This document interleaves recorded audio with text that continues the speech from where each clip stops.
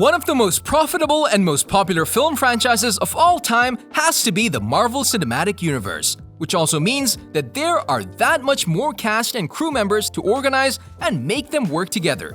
And with the newest addition to the MCU, we have The Falcon and the Winter Soldier, a Disney Plus series from Marvel following WandaVision. The cast comes along, and today we're going to talk about the rules the cast had to follow during the whole process of the series.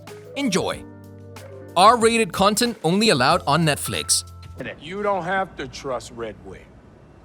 But I'm gonna go see if he's right. 'Cause I have a feeling they might be a part of the big three. When we're at the R-rated section, Marvel has shown a lot of control over their cast members, and it's understandable, because one of the goals for Marvel is for the MCU to be affordable for wider audience, young and old. And if you think about it, outside of Fox's Deadpool, there haven't been much R-rated scenes, maybe none.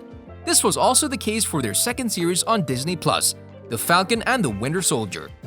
Both Anthony Mackie and Sebastian Stan have very open personalities, and their bond as friends can be seen in the series itself, on camera right in front of your eyes, and we were told that the series will not be R-rated. So one strict rule is out of the equation right off the bat.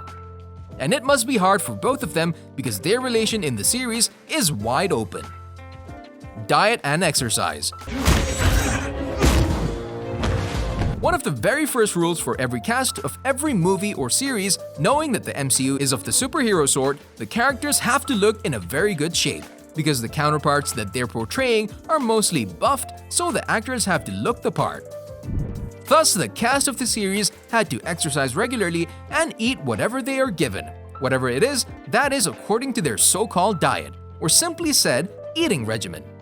Sebastian Stan had to stay in shape and not lose or gain any weight, because the suits won't fit and that metal arm is not to be made a new one every single day, right? Or we would not want Anthony's wings not being able to pull him off the ground. Script secrets.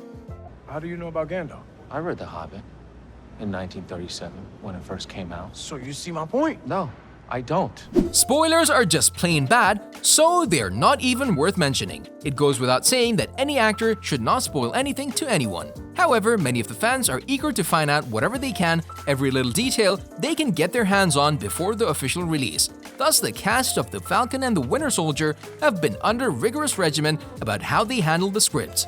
Even the actors who are under consideration have to be silent about this too. One time, Marvel put some false information in each of the cast members' scripts to see if they can find a leak and point out who's responsible. They're very extreme about this rule, so the cast of the series must have taken them seriously, and surprisingly enough, nothing major, nothing which we already knew got leaked, so bravo, job well done. 2 dangerous stunts.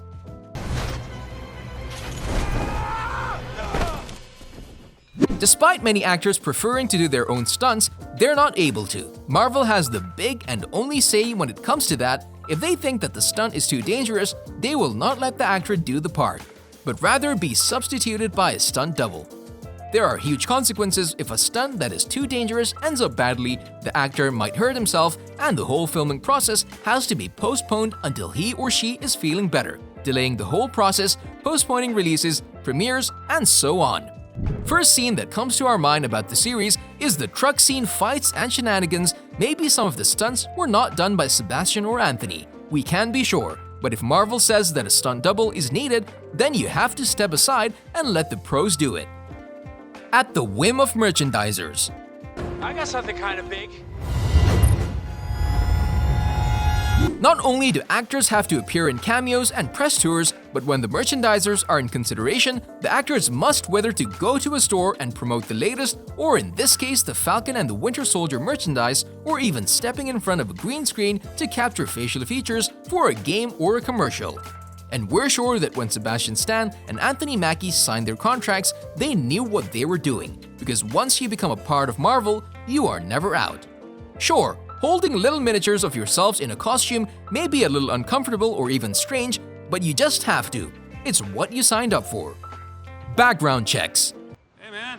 What's up, Tic Tac? Good to see you. Look, what happened last time? It was a when great audition, but it'll never happen again. Yup, you heard right. Background checks. They're a thing, or at least at Marvel. A mild example is killing half of the known universe, the movies, and now the series don't contain graphic violence or nudity of any sort. All in order to appeal to as broad of an audience as possible. Thus, the actors also have to be as outstanding as Captain America even behind the scenes. Not during, but also before they even sign a contract to begin with. This is not a very known rule to many, but after a few interviews here and there, the actors, with a prime example being Tom Von Lawler, who portrayed Ebony Maw in Avengers Infinity War and Avengers Endgame, a rumor might come out, and as he said, because the company didn't know him, they vetted him before letting him accept the role. So even with both Anthony and Sebastian being already part of the MCU, a research of some kind has been done in between the films, a double check to see if they were bad boys in the near present. No creative control. We need a diversion. Something big. I got something kind of big. Although movie directors almost always have the final say, cast members are also free to say something about their character, thinking of some kind of an experience which could benefit the character they're portraying. In other places, yes, but at Marvel, this is not the case. And it might be an even better idea which ground the actors. It sounds rude at first, but when we all look at the bigger picture and how the MCU has shaped up, it is probably better to leave it to the ones who are best suited for that particular stuff. The characters of Anthony and Sebastian almost look like they're made for the roles. This is also a very good thing that Marvel does. They don't let the actors to interfere and they relinquish their personal creativity control. But they make their characters to even fit them, so with this in mind, we can safely say that this is a strict rule, but nevertheless, it always benefits everyone. This rule was also the one which got Edward Norton, the actor who portrayed Bruce Banner in The Incredible Hulk back in 2008, replaced by Mark Ruffalo, as Marvel explained. Edward had some ideas about his character, but was unable to accept the fact that we don't do that here, so we had to let him go. No DC appearances. Sorry.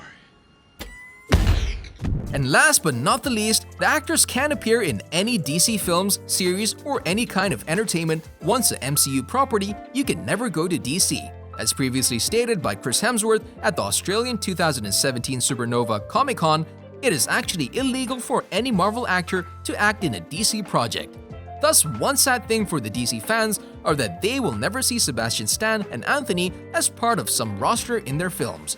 But other good news for the Marvel fans are that they are never leaving us. Always part of the journey with us together to the end of the line. Wherever we go, they're with us, taking all the stupid with us.